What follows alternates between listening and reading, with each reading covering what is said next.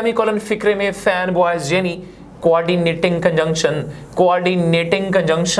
की जगह भी इस्तेमाल हो सकता है। हाँ, ये इंपॉर्टेंट बात है कि सेमीकोलन अगर कोऑर्डिनेटिंग कंजंक्शन है, वो सारे फैन बॉयज 7 फैन बॉयज जिनसे पहले कॉमा लिखता था, अगर वो सारे हटा दें, उसकी जगह सेमीकोलन लगा दें, तो ये बात भी जायज़ है, ऐसा हो सकता है। ये देखें, she is a rich lady but she can not help the poor. अब इसी जो कोऑर्डिनेटिंग कंजंक्शन है फैन बॉयज की जगह यूज हुआ है, अगर आप फैन बॉयज जो यूज हुआ है इसकी जगह अगर आप ये सेमीकोलन लगा दें, सेम सेंटेंस वही लिख दें, तो सेंटेंस आपका फिर भी होगा ठीक। For example, she is a rich lady and she can not help, ये semicolon, she can not help the poor. हमने सिर्फ ये किया है बच्चों, ये जो कोऑर्डिनेटिंग कंजंक्शन था इसकी जगह पुट कर दिया सेमीकोलन। तो ये था दूसरा यूज सेमीकोलन का। नेक्स्ट यूज देखते हैं। सेमीकोलन को कंजंक्टिव एडवर्ब्स से पहले भी इस्तेमाल किया जाता है बच्चों। अब ये देखें, जैसे मोर ever, however, therefore, finally, consequently, otherwise, etc. ये कहलाते हैं कंजंक्टिव एडवर्ब्स। बच्चों जब भी ये सेंटेंस में आते हैं ना, इसके प्रोटोकॉल है कंजंक्टिव एडवर्ब्स के, इससे पहले आता है सेमीकोलन और बाद में आता है कॉमा। अब इस तरह का कोई भी सेंटेंस हो, अगर आप कोई वर्ड देखें पहले सेमीकोलन है और बाद में है कॉमा, तो बच्चों वो कंजंक्टिव एडवर्ब होगा, कंजंक्टिव एडवर्ब होगा बच्चों। ये देखें, they waited for a cab half an hour, ये सेमीकोलन और उसके बाद कॉमा, finally, फिर क्या हुआ, finally the cab arrived। अब बच्चों ये कंजंक्टिव एडवर्ब हुआ, कंजंक्टिव एडवर्ब हमने अभी पढ़ा है ना। कंजंक्टिव एडवर्ब वो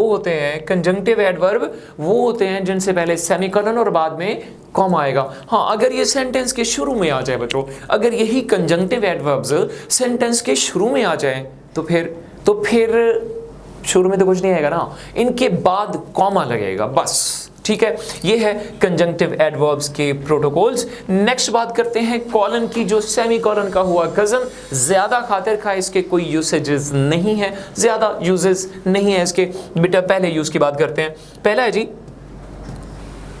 ये देखिए इसके हैं सेम एज 3 रूल्स।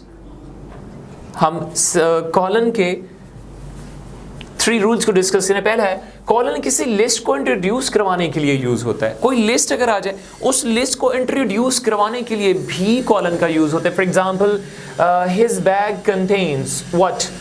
अब ये कॉलन आया, इस कॉलन के बाद बच्चों कोई लिस्ट गिवन होगी। For example, a pen, a notebook, a pencil and a book.